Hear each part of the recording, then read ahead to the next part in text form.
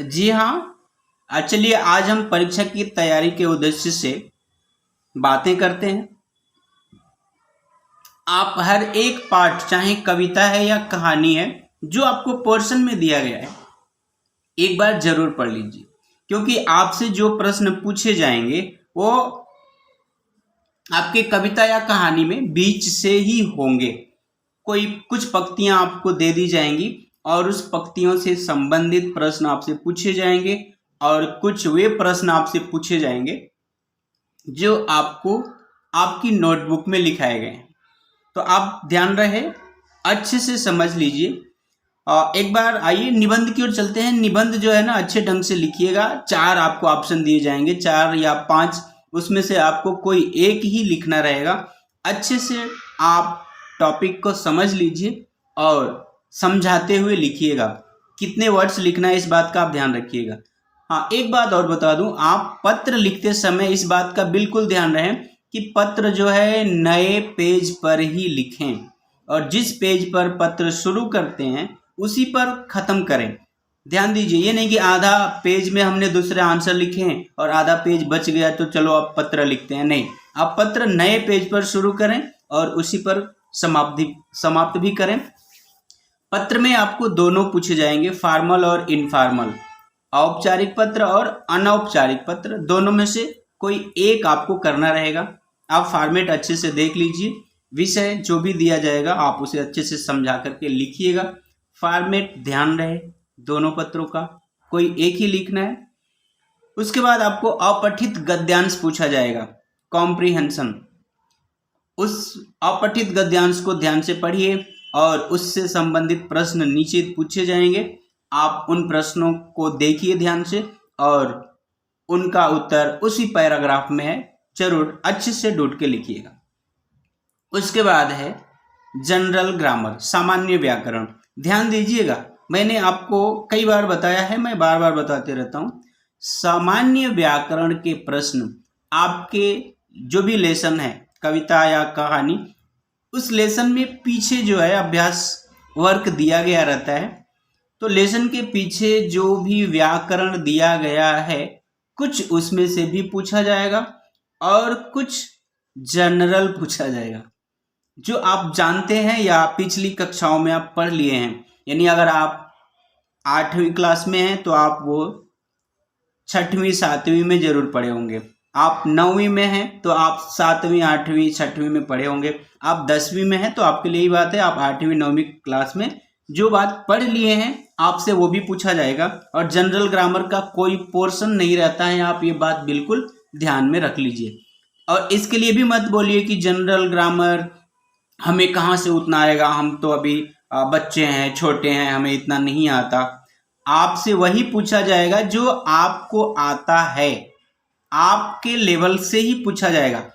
और अगर आपको नहीं आता है तो कहीं ना कहीं आपने पढ़ने में कमजोरी किया है, आपने ध्यान नहीं दिया है, तो इसकी जिम्मेवारी स्वयं आपकी है। ध्यान दीजिएगा, सामान्य व्याकरण में प्रश्न वही पूछा जाएगा जो आपको आना चाहिए। आपके क्लास में आपके स्टैंडर्ड का ही प्रश्न रखा जाता है। मैं आगे बहुत महत्वपूर्ण बातें बताऊंगा, वीडियो को अभी मत छोड़िए। देखेंगे आपका ही फायदा होगा, नहीं देखेंगे तो ना देखने से कुछ नुकसान तो नहीं है, लेकिन फायदा नहीं होगा। देखेंगे तो मेरा विश्वास है आपके कुछ मार्क्स जरूर बढ़ेंगे। खैर, मर्जी आपकी है, कोई दबाव नहीं है। आगे बढ़ते हैं। हर पाठ की वीडियो इस चैनल पर है, आप जरूर एक बार देखिएगा। सामान्य व्याकरण में देखिए, आपसे पर्यायवाची शब्द पूछा जा सकता है।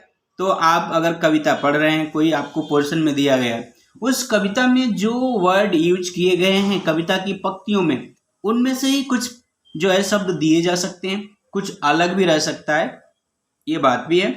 पर्यायवाची शब्द। उसके बाद आपसे विलोम शब्द पूछा जा सकेगा, ऑपोजिट वर्ड्स। उसके बाद आपसे ना कुछ मुहावरे पूछे जाएंगे, उनका अर्थ लिखिए या उनसे वाक्य में प्रयोग कीजिए। और कुछ ऐसे वाक्य दिए जाएंगे, फिल इन द ब्लैंक्स। वाक्य अधूरा रहेगा, उसका आंसर भी आपको वाक्य के अंत में एक बॉक्स में दिया जाएगा। 2 ऑप्शन रहेगा, दोनों में से एक करेक्ट रहेगा और एक रॉन्ग रहेगा, एक सही रहेगा एक गलत। अब आपको सोचना है कि कौन सा सही है। तो एक बार दो बार ठीक से पढ़िएगा और उसके बाद जो आपको सही लगे आपको वो उत्तर लिखना होगा। उसके बाद देखिए आपको जैसे कि हमने बताया कि मुहावरे आपसे पूछे जाएंगे, मुहावरे ध्यान से पढ़ लीजिएगा, क्योंकि मुहावरों का ना देखिए कोई पोर्शन नहीं होता कि मुहावरे ये से ये आएंगे, बस आपकी समझ पे आधारित है। हम कोई भी कहानी पढ़ते हैं, उस कहानी में बीच बीच में मुहावरे प्रयोग में लाए जाते हैं, और कई बार हमने कुछ मुहावरे और भी पढ़े हैं, क्लास में हमने पढ़े हैं, कुछ रिवीजन करते समय भी हमने पढ़े हैं। तो कुछ उनमें से रहेंगे और कुछ उसी पर आधारित प्रश्न आपसे पूछे जा सकते हैं। तो ध्यान रखिएगा, आपसे व्याकरण जो है यही पूछे जाएंगे। कुछ आपको अशुद्ध वाक्य दिए जाएंगे, यानी कुछ वाक्य सेंटेंस जो है गलत रहेंगे। ध्यान दीजिए, आपको 9वीं 10वीं में ये पूछे जाते हैं, तो आप 8वीं 9वीं 10वीं आपके लिए जरूरी है। आपको एक कोई भी इनकरेक्ट सेंटेंस दिया जाएगा और आप उसे शुद्ध करके लिखेंगे तो ही आपको अंक मिलेगा। जैसे आप ध्यान दीजिएगा, कुछ गलतियां ऐसे ही रहेंगी, जैसे आप यहाँ पे बोलते हैं ना, मेरे को घर को जाने को है, इसका सही हो जाएगा मुझे घर जाना है। बोलने में तो आप लोगों को लगेगा कि हाँ हम तो ऐसे ही बात करते हैं, यही सही है, मेरे को घर को जाने का है। ग्रामेटिकली यानी व्याकरण के आधार पर गलत है जो आप यहाँ बोलचाल की भाषा में प्रयोग में लाते हैं और समझ भी जाते हैं, लेकिन हाँ साहित्य की दृष्टि से वो सही नहीं है। सही होगा मुझे घर जाना है। अगर आप ये लिखेंगे तो आपको सही रहेगा। तो ध्यान दीजिए, कुछ इसी तरह के वाक्य आपसे पूछे जा सकेंगे जिसमें आपकी हैदराबादी हिंदी रहेगी और उसे आपको साहित्यिक भाषा में लिखना रहेगा। आप जिस क्षेत्र में भी हैं उस क्षेत्र में लोकालिटी के आधार पर बोलचाल की भाषा में वाक्यों का रूप थोड़ा सा कुछ अलग हो जाता है, जबकि साहित्य की दृष्टि से उसमें बहुत कुछ सुधार करने की जरूरत होती है। तो ये बातें रहेंगी। आपसे भाववाचक संज्ञा के शब्द पूछे जाएंगे, एब्स्ट्रैक्ट नाउन।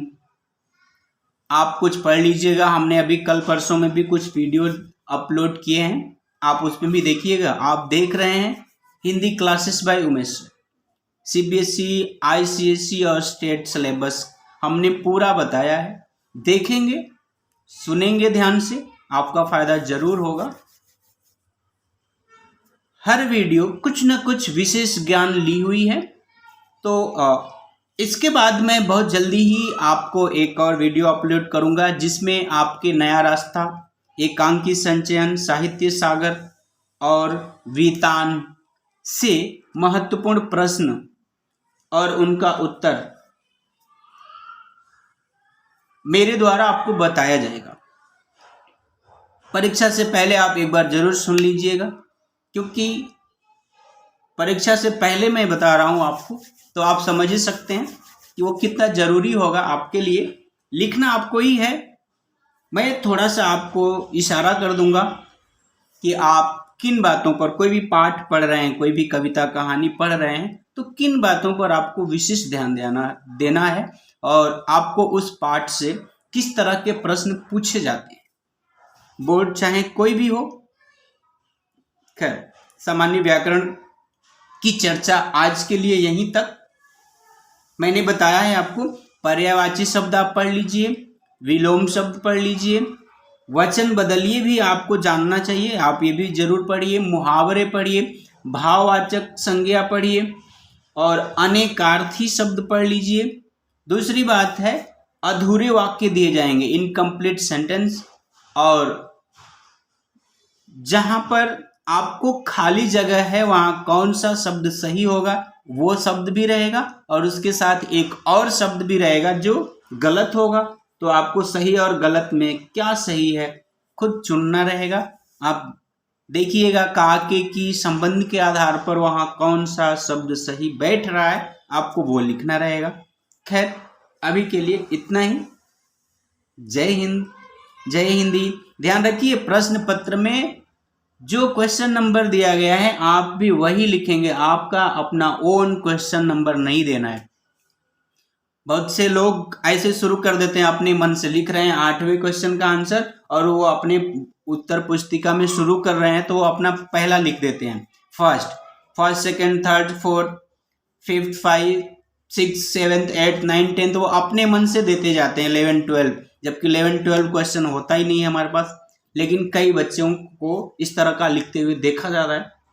तो आप ध्यान रखिए, जो क्वेश्चन नंबर आपकी क्वेश्चन पेपर में है आप वही दीजिए और साफ साफ लिखिएगा, ताकि आपका पेपर चेक करते समय डाउट ना हो कि क्या लिखे हैं, आप देखते समय अच्छे से समझ में आए। खैर, ऑल द बेस्ट, अच्छा लिखें, सोच समझ के लिखें, मेहनत कीजिए, मेहनत का फल मीठा होता है।